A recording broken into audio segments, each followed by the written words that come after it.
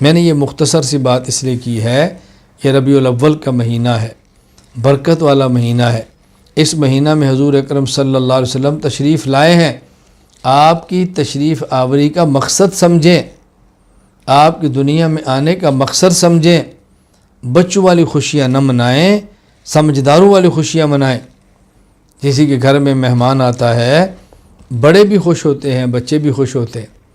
بچے خوش ہوتے ہیں کہ مہمان آیا ہے تو آج چاول پکیں گے، مہمان آیا ہے بریانی پکے گی، مہمان آیا ہے سویاں پکیں گی، بچے اس پہ خوش ہیں۔ اور بڑے خوش ہیں، بھئی یہ بہت بڑا آدمی ہے، معزز مہمان ہمارے گھر آیا ہے، ہمیں شرف میزبانی بخشا ہے، تو ہم کوشش کریں گے ان کی آمد کے مقصد کو پورا کریں۔ یہ کیوں آئے ہیں؟ یہ کیوں آئے ہیں؟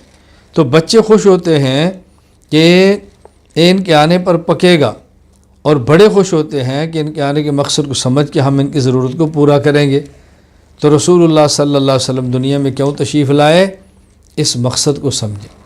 صرف ان کے آنے پر جھنڈیاں لگانا، ان کے آنے پر جلوس نکالنا، ان کے آنے پر مٹھائیاں تقسیم کرنا، اس کا مطلب یہ آپ کی آمد کے مقصد کو سمجھا نہیں ہے۔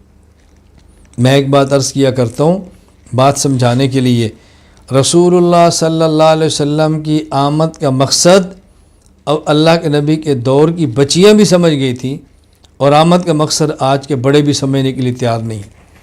جب رسول اللہ صلی اللہ علیہ وسلم مدینہ منورہ میں تشریف لائے ہیں اور آپ مدینہ میں داخل ہو رہے ہیں اور استقبال ہو رہا ہے، اور بچیاں کیا پڑھ رہی ہیں؟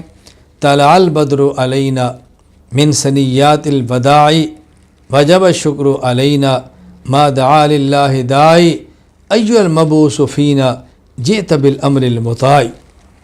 عام طور پہ یہ دو شعر پڑھے جاتے ہیں، طلع البدر علینا من ثنیات الوداع وجب الشکر علینا ما دعا للہ داعی، کہ ہمارے اوپر 14ویں کا چاند نکل آیا، اللہ اکبر، ایک گھاٹیوں سے نکل کر آئے، اور جب تک وہ شکر کرنے والا زندہ رہے اس کے ذمے ہے کہ شکر کرے، اللہ پاک نے چاند ہمارے پاس بھیجا ہے۔ اور میں سمجھتا ہوں جو روح ہے ان اشعار کی، اس کو ہم نے چھوڑ دیا۔ وہ کیا ہے؟ ایھا المبعوث فینا جئت بالامر المطاع، حضور آپ ہمارے پاس آئے ہیں، انشاءاللہ آپ کی ہر بات کی اتباع کی جائے گی، آپ فرمائیں گے اور ہم مانیں گی۔ اس دور کی بچی بھی سمجھ گئی تھی، آج کے بڑے کو بھی سمجھ نہیں آ رہی۔ تو رسول اللہ صلی اللہ علیہ وسلم کی آمد پہ خوش ہوں، لیکن خوشیاں بڑوں والی منائیں، خوشیاں بچوں والی نہ منائیں۔ مجھے یہاں بات یاد آئی، میں اپنے تبلیغی جماعت کے احباب سے گزارش کیا کرتا ہوں، عام طور پہ وہ اہل بدعت کے لیے ایک جملہ کہا کرتے ہیں، بھی یہ ہمارے بڑے بھائی ہیں۔ بڑے بھائیوں کی مسجد میں گئے تھے، بڑے بھائیوں سے ملاقات ہوئی تھی۔ میں نے کہا مجھے اس پر اعتراض نہیں کہ آپ بھائی کیوں کہتے ہیں، مجھے اس پر ہے کہ آپ بڑے بھائی کیوں کہتے ہیں۔ آپ انہیں بھائی کہو لیکن بڑا تو نہ کہو نا۔ کیوں؟ رسول اللہ صلی اللہ علیہ وسلم کی آمد پر وہ خوشیاں مناتے ہیں جو بچوں والی ہیں، تو کہنا بھی ہے تو ان کو چھوٹے بھائی کہو، ان کو بڑے بھائی تو نہ کہو، چھوٹے بھائی کو، کیونکہ انہوں نے کام جو چھوٹوں والا کیا تو چھوٹے بھائی ہوئے، آپ ان کو بڑے بھائی کہہ رہے ہیں۔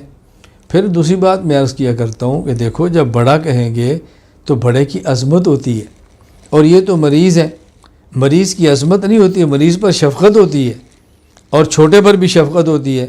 ان کو چھوٹا بھی سمجھو اور مریض بھی سمجھو، ان پر شفقت کا معاملہ کرو۔